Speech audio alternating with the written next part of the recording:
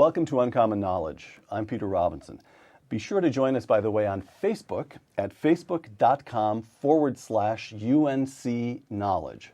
Facebook.com/UNC Knowledge. An economist, syndicated columnist, and best-selling author, Thomas Sowell is a fellow at the Hoover Institution.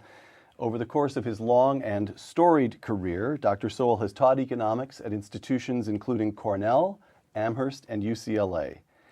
Dr. Sowell's latest book, a revised and updated version of his classic volume, Basic Economics.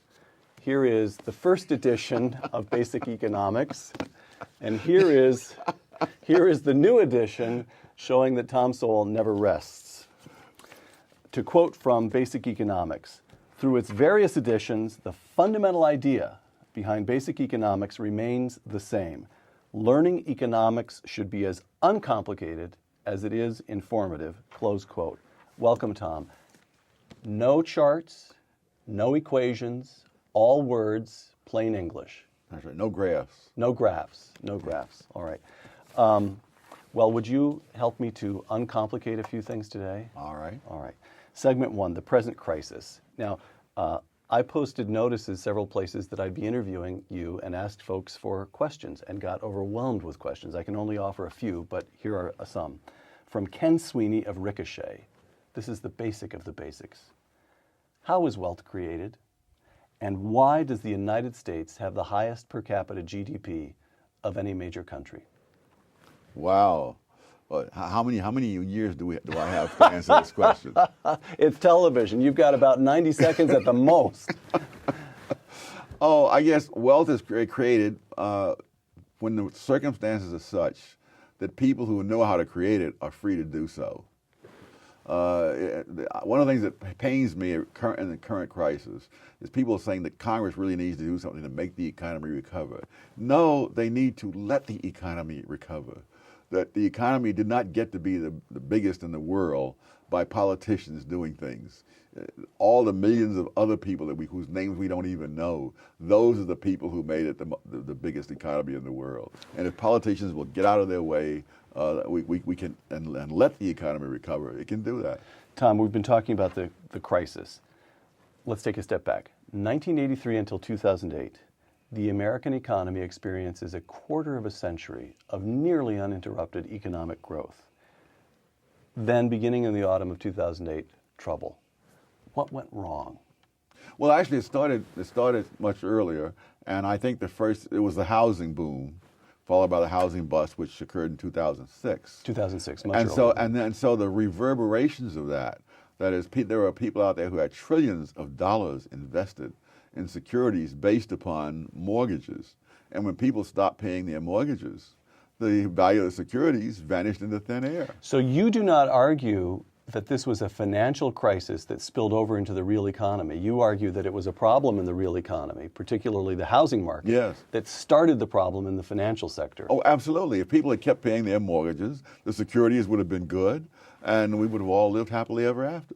Now the problem is that the politicians made the mortgages more risky by changing the rules. In other words, at one time, mortgages were considered the safest investment. This is for the widows and orphans who need their money coming in regularly, and you put it into real estate. But the politicians decided that we must have more home ownership and more affordable housing. And so they began to prescribe rules. You had to lend money to people you wouldn't have lent to before.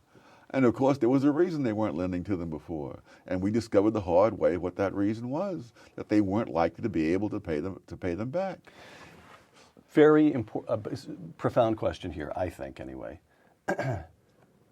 Did what happened indicate, the housing market problem, did that indicate that markets, wonderful as they are, wonderful as you demonstrate over and over again in basic economics that free markets are, that they sometimes experience troubles, calamities even, that the markets are imperfect because they're rooted in human experience and we live in a fallen world? Or did it demonstrate that the government messed things up? The government messed them up. After all, for a century, you never had this kind of crash in the real estate market. For centuries, people did their life's work lending money for mortgages did that without the politicians interfering. Once the politicians started meddling, the results were what you could have predicted. It's what was predicted, in fact. All right. Response to the crisis. The Federal Reserve floods the financial markets with liquidity, while first the Bush administration and then the Obama administration enact stimulus and bailout packages that now amount to, as best I can make it out, something like $3.6 trillion. Correct responses to the crisis? Did the government do the right thing? No. Those are easy questions. All right. One of the painful things, I mean, you can call anything you want to call it. You can call it a stimulus. All the data indicated it didn't stimulate anything except boondoggles across the country as politicians handed out money to all the special interests that they are interested in pleasing. But for example, when they dumped all this money in the banks, the idea was the banks would then pass that money on and more lending. Right. Lending went down. They dumped all this money into the businesses. The businesses reduced their investment. All kinds of money is piling up. There's record amounts of money piling up. What about GM? Surely that's the one success story. Workers are still employed. GM is now a competitive company again. They're paying back billions to the American taxpayer. Oh, this is the famous one where we guaranteed them and it didn't cost the taxpayers a dime. Right. Yes. It's like going to Las Vegas, and saying, I put my quarter in the machine and out came $100. Yes. Now put another quarter and see if you get another 100. All right. And put $1 million in there and see if you get $1 million back. We had the same thing with the savings and loan crisis a couple of decades ago. They said, we're back in the savings and loan industry, we're guaranteeing it, but it's not costing the taxpayers anything. Well, it's not until it fails, and then it costs the taxpayers. All right. Segment 2, what is to be done now? Fed Chairman Ben Bernanke announced this past autumn that the Federal Reserve would engage in a new round of, quote, I'm using his term, quantitative easing, the so-called QE2. The Fed will purchase, Tom, wipe that smile off your face. This is serious. The Fed will purchase some $600 billion of Treasury instruments to keep interest rates low and spur economic growth. That's Ben Bernanke. On the other hand, we have our colleagues at the Hoover Institution, John Taylor, Mike Boskin, and John Kogan, signing an open letter to Ben Bernanke, which read in part, quote, we believe the large-scale asset purchase plan should be discontinued. The planned asset purchases risk currency debasement and inflation, and we do not think they will achieve the Fed's objective of promoting employment, close quote. Whose side is Tom Sowell on? Oh, I'm on the side of people say they shouldn't have done it. Easy. Another easy one. Oh, my gosh, yes. There used to be a phrase for this. It was called monetizing the debt. It means that the Treasury Department has deficit spending, so they put out all these bonds that they're selling, and if the public won't buy them, the Federal Reserve will buy them because the Federal Reserve can legally print its own money. So it's no problem for the Federal Reserve to buy them. It's just that's what that amounts to is, one, inflation, and two, it amounts to a hidden tax, which will not be confined to the rich, as they call it.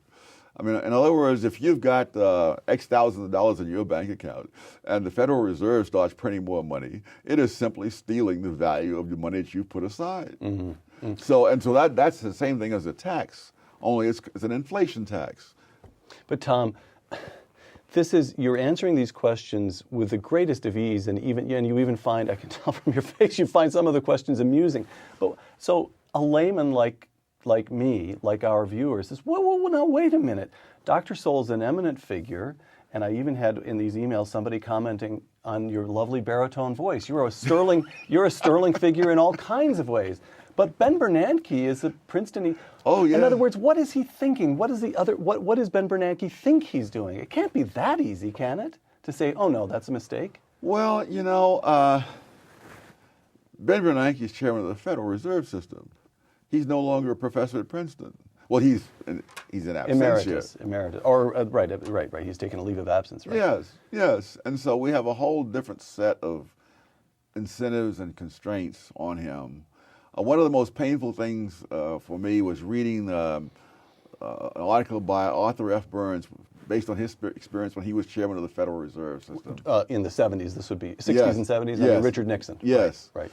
And he spelled out that, when you're in the Federal Reserve System, you're not a free agent. It's not like you're conducting a seminar at Columbia and can just simply say and do whatever you want to do. You're operating within very narrow limits. The Federal Reserve is, quote, independent, unquote, but Congress can change the amount of that independence anytime they take a notion.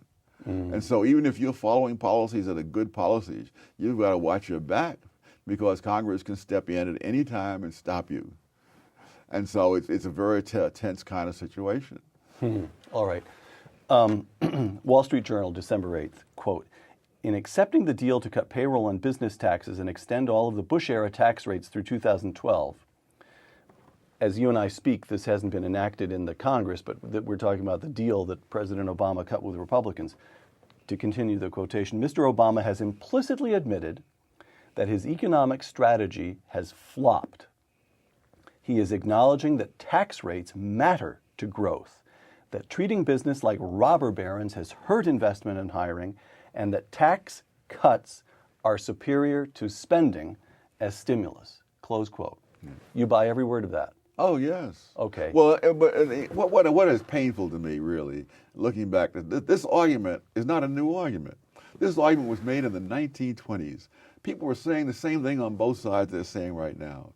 The difference is that 75 years have elapsed, and there have been 4 administrations of both parties that have reduced high income tax rates every single time. Name them. The Coolidge, Kennedy, Reagan, and George W. Bush. Right. Every single time, the reduction in the tax rates has led to an increase in tax revenue. So I hear people on television saying how the government can't afford to give this tax cuts to the rich. They're not giving anything to anybody. Right. Here's a question about Ricochet contributor Steve Manasek, quote, it's as close to dogma as there is among conservatives that cutting taxes, particularly marginal rates, spurs economic growth. But Bill Clinton raised taxes, including marginal rates, and the economy boomed.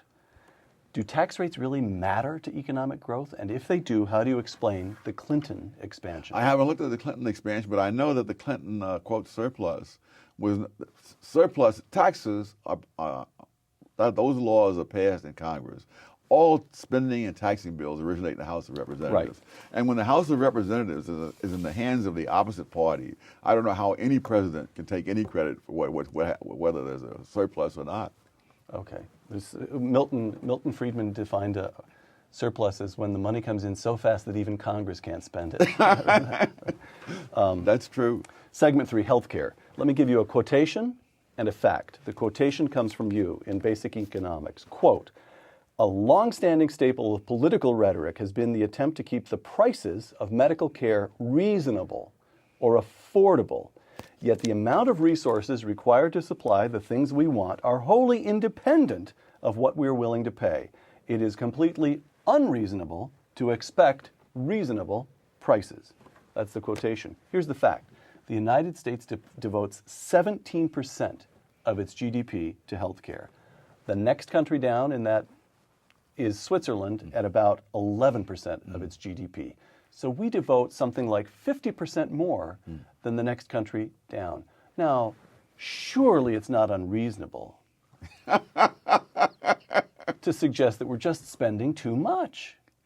The question is, when people are spending their own money, I don't know how third parties can say it's too much. Well, ironically, Rahm Emanuel's brother, who's a doctor, has on board for this whole Obamacare thing. But really, he revealed why Americans spend more. Americans don't, when they go to a hospital, they are in private or semi-private rooms more often than in countries on government health care. And so instead of being in a ward, you're in your own private or semi-private room. It costs more. American doctors are more readily available. There is less waiting time. Some people prefer to pay in money and other in waiting time. Now, when you have a painful disease and the government tells you there's a 6-month waiting list, that you're paying in a different way. It doesn't show up in the statistics. But you may not even live the 6 months, depending on what you have.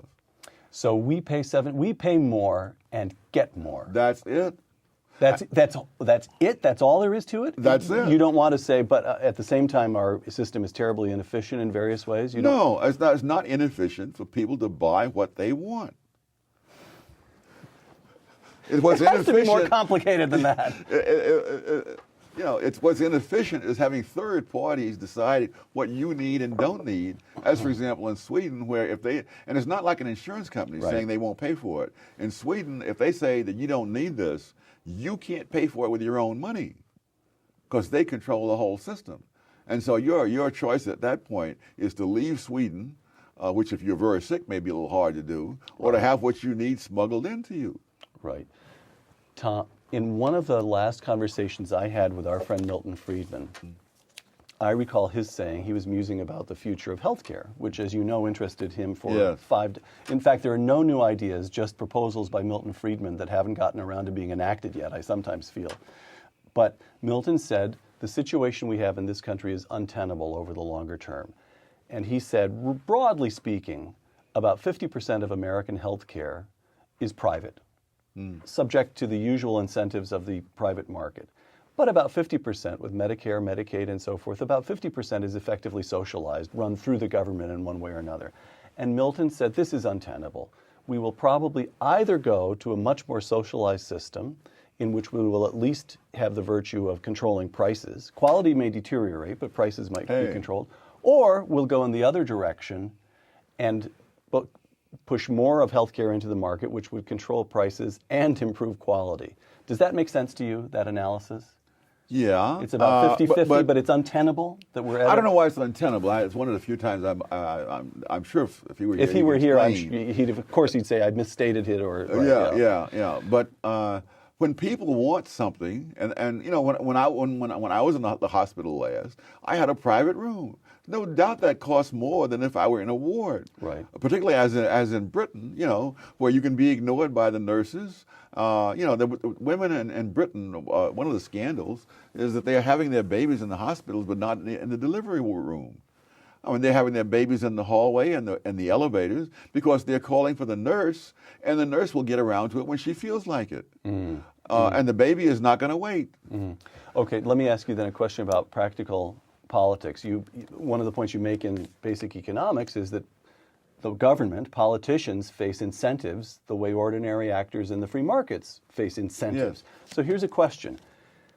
It seems to me, as a layman watching things, that the people who are in favor of pushing more healthcare into the free market have been on the defensive for the last couple of years since President Obama was elected. Now we've had a change in the House of election, and Republicans have come in, and they are saying we're going to fight this thing every step of the way. I hope they do. Well, it still feels defensive to me. We're going to hold up the money here, we're going to file a court challenge there, and it's a kind of a piecemeal attack. How can the terms of the debate be changed, if indeed they can, so that the argument for the market becomes dominant and unselfconscious and aggressive in a certain sense? Well, that would require articulate Republicans. All right, on to the next question. No. Well, we have. Are you encouraged when you look at the current Eric Cantor, these new people who've emerged in the House? I must say, I saw Chris Christie, governor of New Jersey, for the first time. I thought, my gosh, an articulate Republican. When was the last time I saw one of those? Articulate and also willing to fight. Yes. Yeah. All right. Segment 4, trade. Lots of questions about trade, China, the rest of the world. Here's from a Ricochet member who calls herself Midget Faded Rattlesnake. If you read her post, she's highly intelligent and very amusing. I don't know where the name comes from, but here's the question. How much should people really worry about the balance of trade? Somewhat less than you worry about being struck by lightning. Okay, here's a statistic I heard just the other day. Here's how many cars Korea sells in the United States every year. 500,000. Here's how many cars we sell in Korea every year. 5,000. Why shouldn't we be worried about that imbalance? I'm not sure why we should. Obviously, if the Americans were Americans forced at gunpoint to buy these cars from Korea? Clearly not. No. So no problem. I don't see why third parties should concern themselves about it. Okay, you've done it again. You've batted away the question so easily that it leaves me wondering what the argument is on the other side. Why do some people worry about the trade balance then? Oh, because the argument they're making is that this is sending American jobs abroad. Now, unfortunately, this argument was made some years ago in 1930. 1,000 economists took out full-page ads across the country saying, do not put up international trade restrictions. It will not increase employment. It will just set off a new round of retaliation. It was one of those wonderful things the media like. It was a bipartisan effort. The Democratic Congress wanted to pass the Smoot-Hawley tariffs, and the Republican president signed it into law. And it was one of the biggest disasters in the history of the country. At the time this law, people think that the reason for the high unemployment in the 30s was because of the stock market crash. Right. After the stock market crash, unemployment peaked at 9% for 1 month and started downward. It was down to 6.3% before the federal government intervened. It was only after the federal government intervened that the downward movement reversed itself and shot all up over a few years to 25%. So the people who are out there just dying for the government to come in with their solution, I don't know if they have studied history or not. What's the correct way? Here I'm interested in the way to think about the problem. China. There are constant predictions that soon, maybe within a decade or so, the Chinese economy will become as big as ours. So, bigger economy than ours, that sounds in some way something about which we ought to be nervous. On the other hand, there are 14 times as many Chinese as Americans. So when their economy becomes as big as ours, it only means that their per capita GDP will be 1/14 that of ours. So should we be worried about the growth of China? The Chinese should be worried as to why their economy is so far behind that of the United States. All right. Although I must say, their economy is enormously better than it was in the days of Mao. Right. And is so as a result of putting in more market, allowing more freedom in the market, just as in the past couple of years, we're trying to reduce the freedom of the market. Well, okay, so let me take the United States out of it for a second. At the end of the Cold War, Russia, as we were allowed to call it once again, the Soviet Union ceased to exist. Russia embraced democracy pretty rigorously under Boris Yeltsin. True election to the Duma and so forth, and suffered an economic collapse from which they have never recovered. China embraces the markets to a limited extent, but still a very extensive extent, but refuses to touch democracy, refuses to permit political freedoms, and experiences this period of some 2 decades now of economic growth, unparalleled really for a country of that size anywhere at any point in human history. So what does that tell us about the connection between democracy and economic growth? We Americans like to talk about democratic capitalism as though the two are somehow intertwined. Are they not? Well, China has proven that they're not inevitably so. There are a lot of things that you have to make an economy work. First of all, you have to allow the market to work. And in Russia, when the new capitalists were simply the old communists who had taken over the industries, you didn't have capitalism in the real sense of the word. You had what some have called crony capitalism, and you had people who disappear off the streets when they, get in the way of what the government wants to do. So it's really, I think, sub-rosa fascism. Fascism being different from socialism in that the private ownership is there, but the government tells people what to do. And what about China? Do you believe that they can continue to sustain high economic growth rates without some semblance of democracy, without beginning to open up political freedoms? Can they? I think they are doing some of that, and particularly as you get larger and larger numbers of people who are successful in the private marketplace and who then begin to have influence, and as the old guard dies out, I think, but it'll be a very slow process. I mean, I wouldn't hold a stopwatch on it. All right. From China to Europe. Here in the United States, nobody would start talking about the threat to the dollar as a currency if Texas experiences a high growth rate and Michigan experiences high unemployment and manufacturing decline. Nobody talks about that as a threat. But in Europe, we see that the troubles in Greece and Ireland and now Spain and Portugal are being talked about as a threat to the euro. Why? Because they're trying to create something that a country would create in a situation where you have sovereign states. And so you can't have a common currency and then have each government go off on its own little tangent, because they'll end up in situations where that common currency is threatened because of what someone did in Greece or Spain. So do you consider the euro untenable over the longer term? I don't know, but because people can always change their policies, and personally, I never thought it was such a great idea. What would you have done instead? Just permit? What they've done for centuries. All right. Have each, have Deutschmark, Lira. That's it. All right. Segment 5, theory. Lots of questioners want to know whether you share Congressman Ron Paul's skepticism of the Fed. And I'm going to quote you. This isn't in Basic Economics, but a recent column.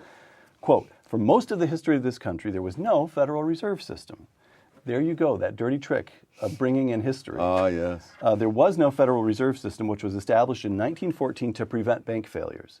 But bank failures in the 1930s exceeded anything ever seen before the Fed was established. Close quote. If we could make you dictator, would you abolish the Fed? Yes. You would. Yes, I mean, for the reasons I just gave, the history. There's no, the Fed represented wonderful hopes, but we've had so many programs that represented wonderful hopes that ended in disaster. I don't doubt that someone who is sufficiently scholarly could come up with examples of where the Federal Reserve made things better. But the question is, overall, what was it supposed to do? It was supposed to do not only prevent bank failures, it was supposed to prevent huge changes in the money supply, in particular, great deflations. Right. The greatest deflation in American history occurred under the Federal Reserve System. There was a crisis in 1907. J.P. Morgan, the original J.P. Morgan, called the other bankers into a room, supposedly locked the doors, and said, "We've got to do something, or we're going to all collapse." And they did something, and they didn't all collapse. But the progressives were shocked that one man could come in and take command of the situation, and especially someone who wasn't even in the government. Right. So what would you do? You'd move us back to the gold standard, or you'd let banks issue their own currencies the way they did up through the Civil War? Say I could. Well, they weren't doing any of those things as the time the Federal Reserve was created. We were on the gold standard, though. But whether we're on or off the gold standard, that's another whole set of arguments.